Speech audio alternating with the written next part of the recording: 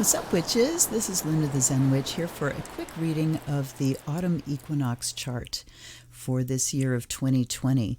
Let's take a look. Oh God, I just quoted another YouTuber. There's a guy that does these top 5 videos of top 5, and it's always, like creepy, like ghost videos and just mysterious kind of things. And he always starts going, let's take a look. So let's take a look. Here is the chart. And let's go down, as I do, we start with the macro and we drill down to the micro. God, I hate that phrase. Anyway, dig down, whatever. Fire, cardinal, we have a strong Aries chart signature here. Very little water. Okay, so this is Aries energy kicking off Libra season, the opposite of Aries. And so Aries energy is about initiation, it's about passion, it's about getting something started, being in the moment, getting something started, spearheading something, firing other people up. That's Aries energy. So that's the overall. And then when I'm looking at this chart, do you see how everything goes like this? Everything is just like splashed all over the chart. Not really equally, but kind of, there's planets everywhere. You're not seeing something where they're all on one side or all on the other, or there's one hanging out by itself. This is called a splay. There are configurations, and of course I can't remember what this group is called right now, but just configurations in the chart that give more information as far as how your planets are distributed. You can have a bundle, you can have a fan, you can have a bowl, you can have a splay, a locomotive. It's just how all of the planets are positioned in relation to each other makes a pattern. Chart patterns, that's what it's called. It's patterns. Okay, so this is a splay, which says it just kind of looks like somebody went and sort of almost evenly distributed the planets around. We still have this big ouchy wad of Jupiter, Pluto, Saturn. You see the sun is here at 0 degrees Libra. That's what defines the equinox. The equinoxes and solstices are the ingress point. Ingress is when a planet enters something. So it's the ingress, the Libra ingress, okay, of the sun. We're going to forget that. I always have to remind myself to forget the house cusp because I'm dialing in right here on this polarity here that sits on an angle. It's not going to necessarily sit on the angle for you depending on where you are. But I want to look at this Mercury-Mars opposition for the equinox. This is verbal aggression. Okay, we're going to have to, for this season, remember the equinox chart is for this season until the solstice.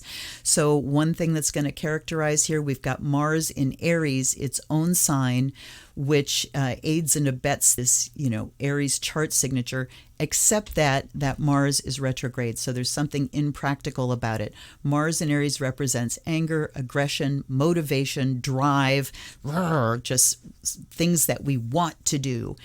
Opposing Mercury in Libra is communicating in a diplomatic way, communicating in an equivocal way. So this is where Libras, are always blamed for this because they do it. It's righteous, They go back and forth on things. So equivocal means I'm equally saying this and this, which, are sometimes opposite things. You equivocate, well, it could be this way, but then on the other hand, that's equivocating.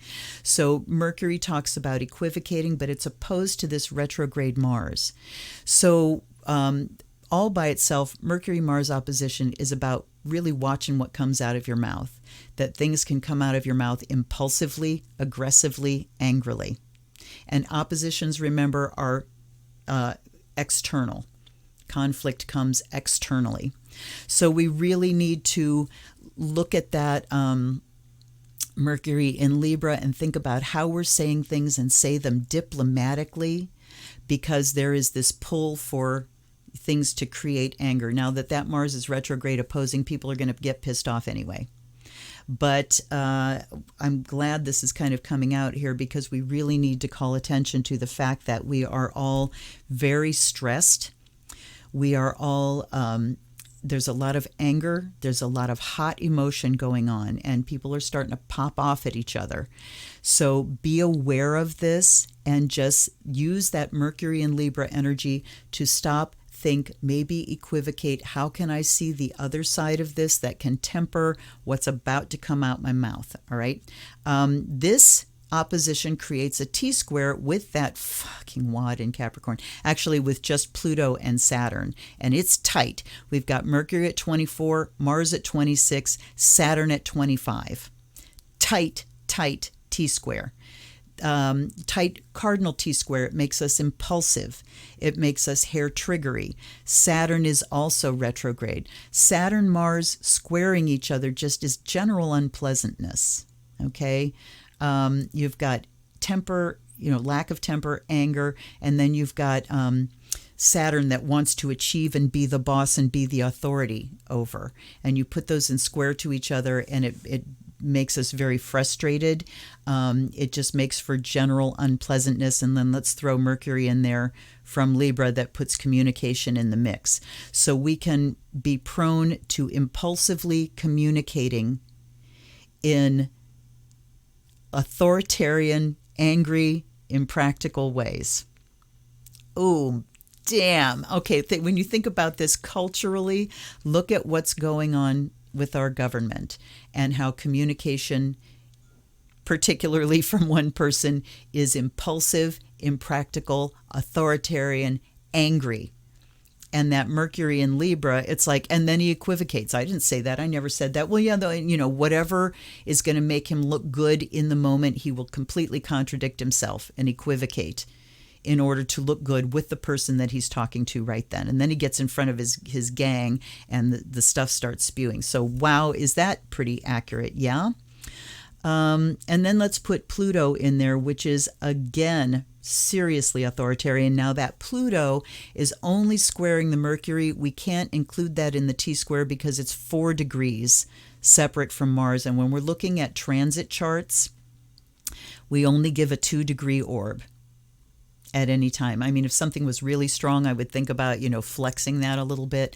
But this is really saying that Pluto is not part of that T-square. But Pluto squaring Mercury brings an intensity even to the Libra Mercury. It's just intense. And Pluto in Capricorn is authoritarian anyway, right? So Pluto square Mercury can make your communication very intense, very authoritarian, very black and white. So we can tend to black and white thinking here. And I mean, literally, we've got issues with black and white in this country with our white supremacists and Black Lives Matter movement. But in general, too, talking about trying to catch yourself when you're thinking in extremes. I mean, we're getting shoved to extremes. So how can you not? But again, that Mercury in Libra calls us to temper our thinking, to balance our thinking and temper our speech as well, so that we don't go extremist and get hooked into black and white thinking. Okay, what else do we have going on here? Again, keeping that tight orb, we've got, that's an inconjunct between Moon, Uranus. It's exact. Inconjunct requires adjustment. Moon is in Sagittarius for this chart, so it makes us very expressive emotionally. Emotions are changeable. Things change and move, and fire, so we can express emotion in a fiery way. But then we get over it. So this is like bluntness. This is emotional expression that has no filter. Blunt, blah, I'm feeling this way, blah, I'm feeling that way, And then mutable, Sagittarius is mutable. It says then it changes. Then it adjusts and changes and moves away. So this is kind of good because it gives it an overcast to our own emotional makeup that says we're able to shift. We're going to blow it out there and probably offend some people, but then we can move on from it quickly. Things change. Okay, that's an inconjunct. Venus, Jupiter inconjunct. We have to adjust between the things that we like and love, our material goods, which is Venus, and Jupiter, which is generosity and abundance, having more. Adjustment between these things. So that, I think, just talks about resources being slim for a number of people and having to pull back on where we usually put our money and be very careful about how our resources go places. Those are the adjustments that need to be made. Let's see what else. We still got Neptune in Pisces and sextiling Jupiter. Opportunities for to practice, put spirituality and philosophy into practice with each other, to really tap into what your belief system is, your spiritual belief system. And the sextile to Neptune brings opportunities to really deeply connect, for the boundaries to dissolve, to be inspired, to deeply connect through your spiritual practice, through your belief system, through your philosophies. All right, what else we got going on here? I think that's the big stuff. So this T-square here, we just need to watch our impulsiveness, think about how we're communicating with each other, be aware of the unpleasant thoughts that might be going on, unpleasantness that's going on externally, and the authoritarian tendency to black and white thinking, okay? And then watch about how we put our emotions out there, that we could be, very blunt about it, and then we're getting over it, but the person we just pissed off is going to hang on to it for a while. So election season, fall season, yeah, we got Chiron in Aries here, so woundedness can be very immediate. The feeling of woundedness, our wounds coming to the surface, making us feel more vulnerable. When we're under a lot of stress and tension, we feel very much more vulnerable. And Chiron in Aries says woundedness is, we feel it physically, and woundedness can come through our efforts to get things started, that it can be difficult to get things started. Our woundedness can pull us back from the ability to start something new. Okay. I think that does it. I hope you got something from this. Remember, this is Equinox chart from today or tomorrow. I may post this on Monday or Tuesday. Let's look at the exact time. The sun enters Libra at 9:31 a.m. on Tuesday, the 22nd. So that is the point of the Libra ingress and exactly when the equinox kicks off. And as always, oh my gosh, there's a cricket on my window. Hi, that's auspicious as hell. Thank you. So cricket is bringing us some good luck here, some good fortune. And I give that to you. I give good fortune to you during this equinox season. Remember that solar festivals are not about doing magical work. They are about just stepping into the energy that's already all around us and making the request. Here's how I would like that to manifest in my life. Equinox is harvest. It's the middle harvest. There's 3 harvest festivals, Lammas, Equinox, and Samhain. This is the middle one. This is the balance point.